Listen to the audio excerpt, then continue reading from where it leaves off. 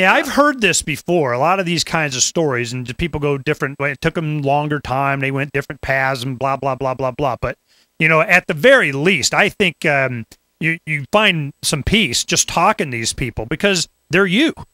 I mean, I've talked. They've gone through these kinds. They've been deep undercover, doing all kinds of stuff, and it just gets to the point.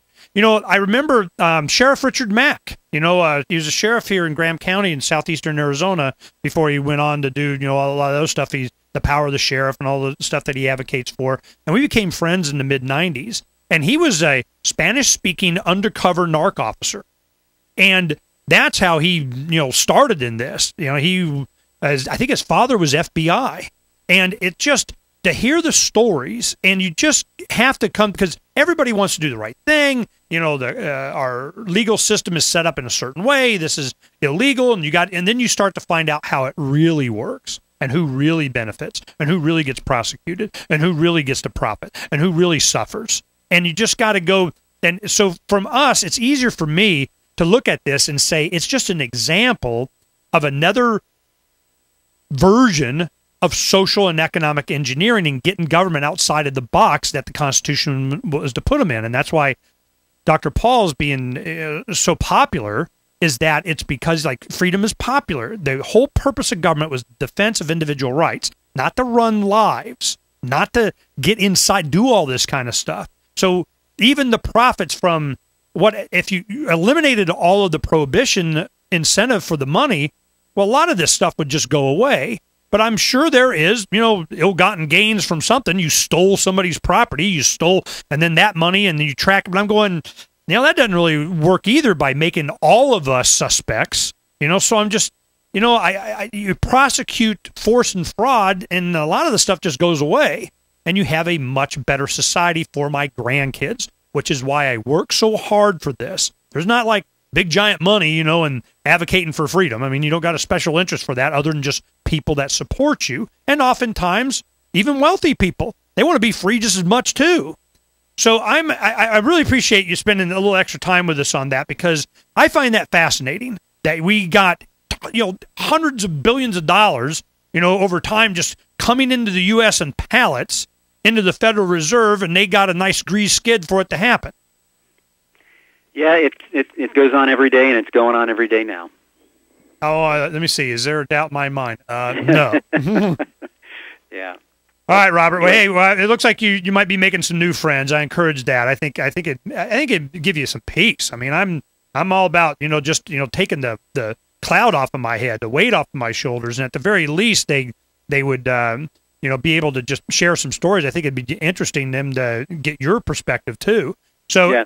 And I look forward to the movie because, being inside the Escobar cartel for years is damn. And the fact that you're able to maintain your position on this the way you are that's interesting too. Why do you think that is? I mean, what's your upbringing, as a mother, father, white picket fence, went to church every Sunday? I mean, what do you think? I grew up in New York on Staten Island, which is the smallest of the 5 boroughs. My mom and my dad was raised primarily in New Jersey.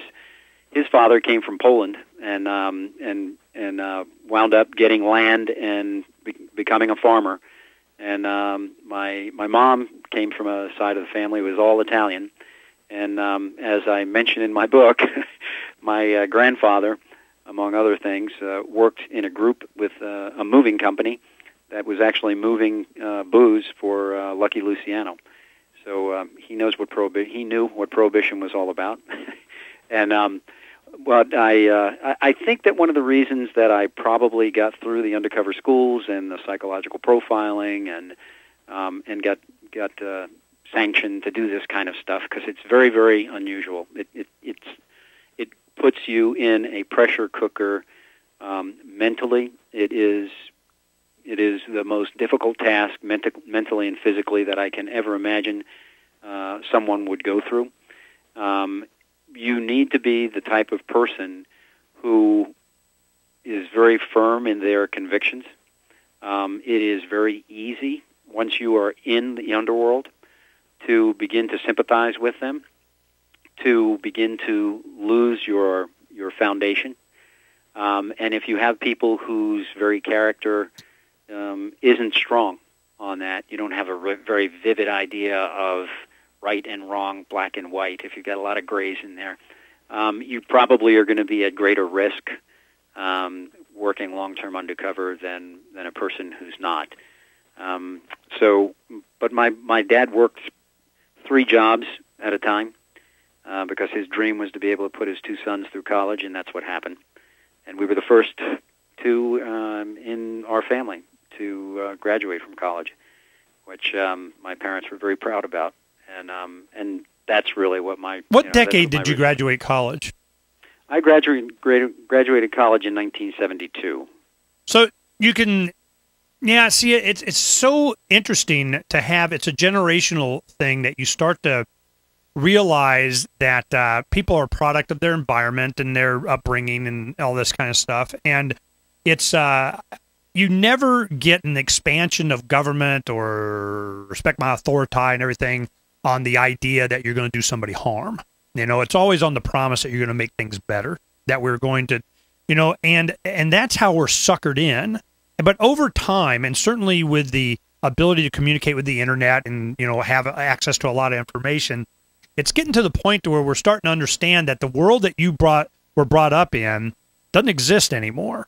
And the reason it doesn't exist anymore is because of a lot of these, you know, promises that government made. And I'm going, you know, government doesn't work, man. I want my money back. You know, I'm convinced it's, you know, I'm done. I mean, if you're not going to go back to the base foundational understanding of what government was back when you were in school, all the problems that we have now are a product of the drug war that was announced by Nixon at the time that you were graduating college. So I'm just, and I can see how, all right, it's announced drug war, I'm out of here, we're going down part of, and we're going to go kick some butt, and I got an American flag to, you know, put in my wallet. And I understand that, and you can't blame people for being, you know, part of a generation that they spent billions, if not trillions of dollars into public education and in the propaganda and the corporate media and all this to put us into a certain mindset to believe certain things. But it was always challenged by those little bitty baby percentages of these Thomas Jefferson-type libertarian Bastiat, you know, Rothbardian freaking libertarian guys out there going, yeah, we know where this is going. This is going to go bad. So the same thing at the same time. It's 71. We go off the gold standard. They start to see what the Fed allows the Federal Reserve to do this kind of stuff. And you go, here comes Ron Paul, runs for Congress, goes through, it's been saying for 30-something years, here we go, this is going to happen, this is why. Then it happens, he's 75, 76 years old, and his biggest supporters comes from people under 30. And you going, man, what kind of world are we living in? And it's not understandable to a lot of people, certainly from your generation and with your experiences. But as time goes on, all of a sudden it starts to make sense.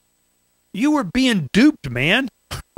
You were a cog in the machine to support something that they knew back then they were profiting from. Air America out of the CIA in Vietnam at the same time. Heck yeah, we need a war on drugs, more profit. You know, so I'm just, this is just craziness, and I'm starting to see the break, and it's really coming from direction that you wouldn't expect, and it takes someone and people like you to come out with the information. It just has, regardless of your position, it's just more information, and you can see every word that you say and every story that you have just reinforces, you know, what I'm looking at anyway. So I'm just thinking that we're not in a confrontation, that we're yelling at each other, and we're not, you know, we're going to some different direction. We're going to the same place. It's just how to get there. And I'm glad you're able and willing to come on my show and we get to share this, to have this conversation, and we all learn something, because I'm looking forward to the movie. I'll promote the crap out of the movie when they do it, and we'll talk about it again, and everybody will go watch it. Yeah, well, and I too, I really do appreciate sharing ideas, and I'm not closed-minded on how to get to the same place I think we both feel and we both believe this country should be all about. We just happen to have a different view right now on how to get there, but hopefully between the combination of your ideas and mine and ideas of others who are willing to open their voice, maybe change can happen. And well, I'm for going after the same bad guys you are, because I know they're the ones making sure this is going on anyway. Hey, thanks for spending time with me and doing a little extra there, because I think that was a fascinating story. I want to make sure it got in there. Okay, thank you. I really Robert appreciate it. Mazur, the-infiltrator.com, his book, The Infiltrator, My Secret Life Inside the Dirty Banks Behind Pablo Escobar's Medellin Cartel. Wow, man, fascinating stuff. We'll talk to you next time.